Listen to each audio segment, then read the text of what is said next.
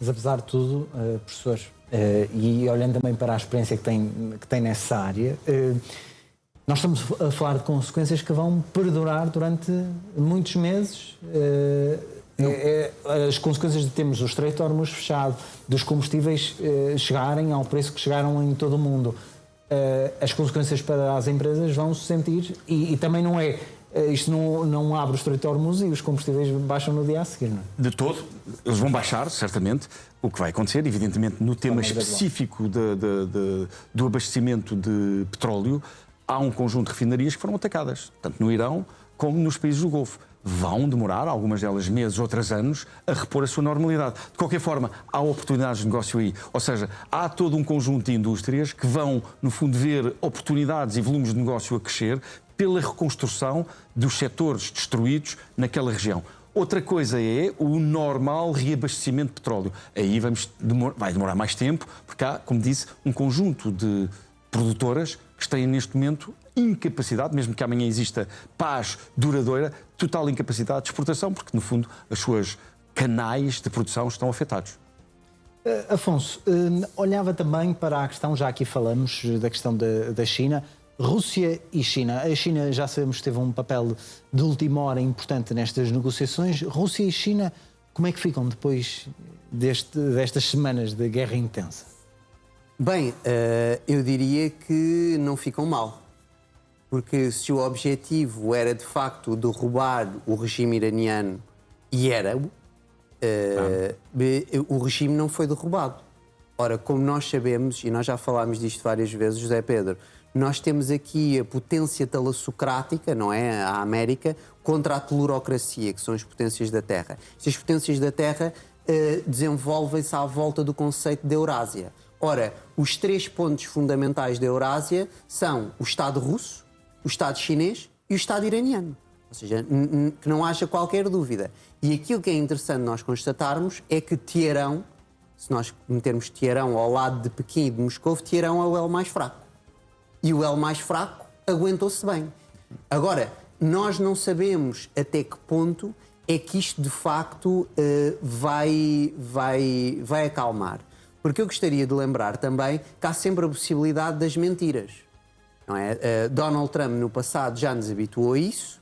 Ele disse a um determinado momento, agora nós estamos a negociar e eu vou dar uns determinados dias para não haver um ataque, e antes de chegarmos a esse limite que Donald Trump tinha dado, nós tivemos aquela operação Martelo da Meia-Noite em 2025, em que Isfahan, Fordo e Natanz foram atacados.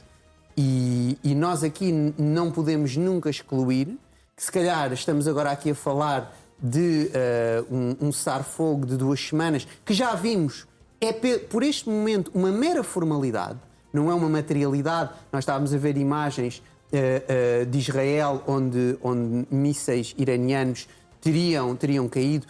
Também é possível que no Irão, se víssemos imagens do lado iraniano, tivessem também mísseis israelitas a cair. Não é algo que seja impossível. E isso, de facto, revela-nos aqui que nós andamos numa intensidade que se modifica a cada dia. E é, de facto, interessante.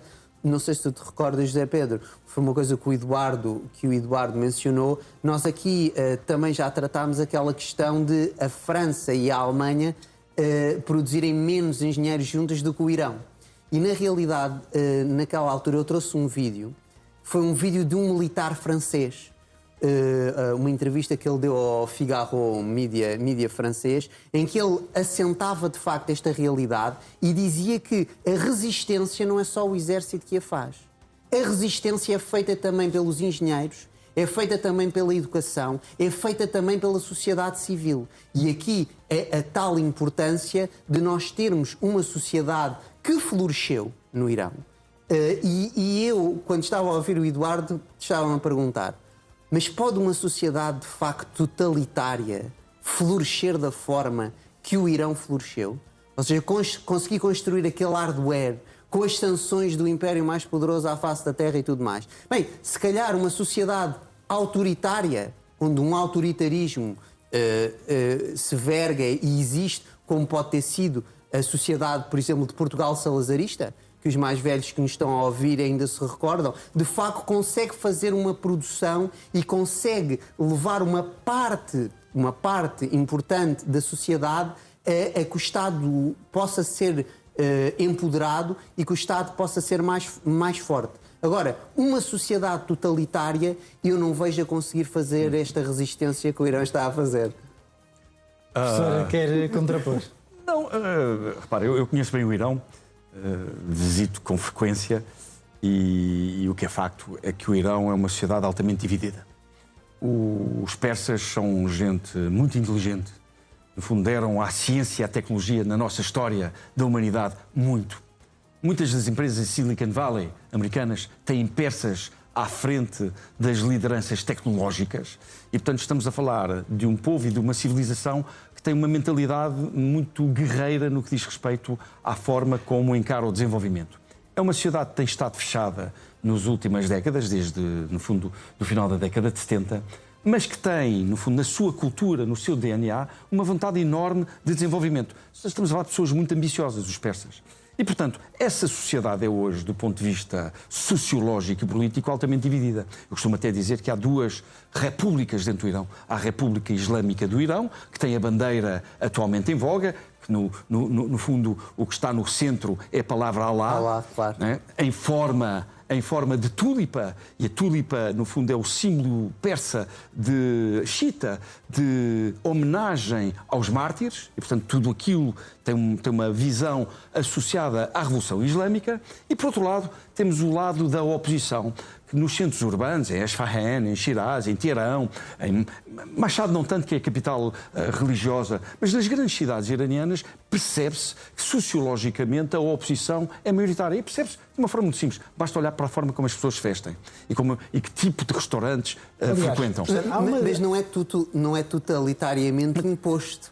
Ou seja, essa parte da sociedade, ou seja, essa oposição, ela existe exatamente porque o Irão não é totalitário. Porque se o Irão fosse totalitário, esmagá-la ia. Afonso, essa oposição, quando se manifesta um pouco mais vocal, é ou assassinada ou altamente prejudicada. Quando quer derrubar o regime. E, portanto, as pessoas são muito controladas, têm essa noção. E por aí podemos dizer que é totalitário, não, Afonso? Eu diria que não. Eu diria que uma sociedade civil, como o professor estava a descrever, de uma parte da oposição que tem um papel importante, cultural, científico, ou seja, é de facto aquilo que nos demonstra que o Irão é de facto uma nação. O professor estava a referir os persas, há também outras minorias, nós sabemos os curdos, os azeris, que foram integradas.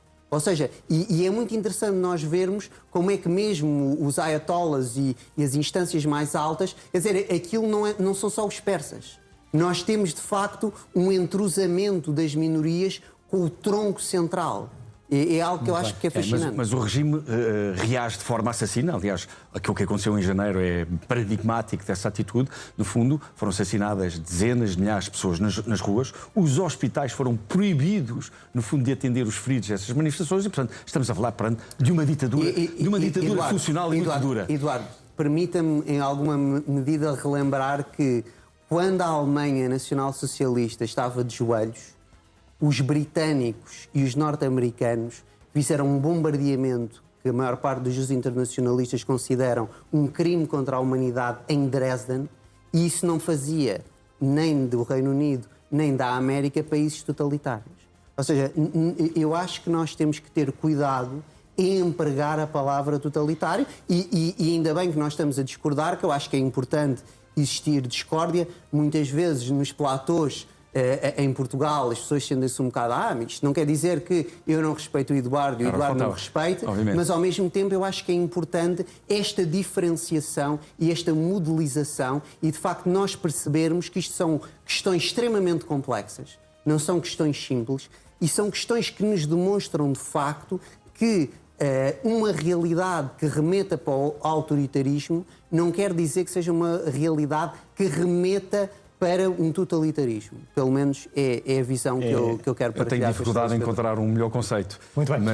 Mas aprecio a diferenciação. Vou aproveitar que vos tenho aqui também para vermos umas imagens que foram captadas em Teherão horas antes daquilo que era o prazo definido, são estas imagens. Não, Horas antes, tudo acontecia de forma normal. mesmo, José Pedro, eu contacto Teherão todos os dias. Portanto, recebo informação de Teherão todos os dias. E as informações que me são passadas é precisamente isto. Ou seja, é uma cidade que está a viver nós tranquilamente. Não imaginávamos, por exemplo, eu não imaginava que estivesse ali, ainda por cima falamos das dificuldades de abastecimento, que estivesse ali um mercado aparentemente a funcionar de forma normal. É um povo que está habituado, atenção, o primeiro a querer invadir a Pérsia, 500 anos antes de Cristo, foi Alexandre o Grande. Portanto, é um povo que ao longo da sua história tem estado muito habituado às tentativas de invasão. Atenção. Depois, este povo, mais contemporâneo, tem estado debaixo de sanções, de enormes sanções, de muitas dificuldades, nos últimos quase 50 anos.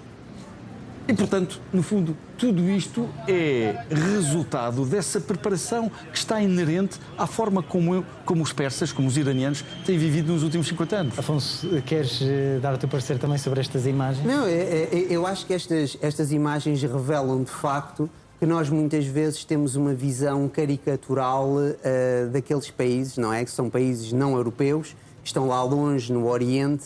O Eduardo Said, com quem eu costumo discordar, escreveu o orientalismo, não é? Este conceito que os europeus acabam por projetar uma realidade que não é a realidade do Irão. E eu acho que isso foi feito não só em Portugal, mas na mídia da Europa romano-germânica. Muitas vezes é difícil ter acesso a estas imagens. Não é? Estas imagens chegaram-nos via agências internacionais, nomeadamente captadas pela Associated Press, e muitas vezes é muito difícil encontrar as imagens que nos cheguem via agências internacionais do Irão, não é? Ou seja, o regime dificulta essa chegada. Exatamente, José Pedro, mas repara, o regime também o dificulta porque sabe que o querem derrubar. Nós aqui não podemos ser inocentes.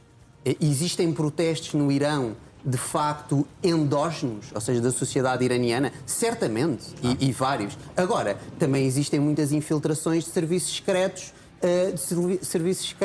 de potências ditas ocidentais. Nós aqui não podemos ser meninos do coro e pensar que o Irão também se cobre e também se protege porque são uns fanáticos medievais. Isto demonstra que o povo iraniano resiste e muitas vezes a continuação da vida normal é a maior resistência que nós podemos. De resistência. Meus senhores, obrigado pela análise. Boa noite, Pedro.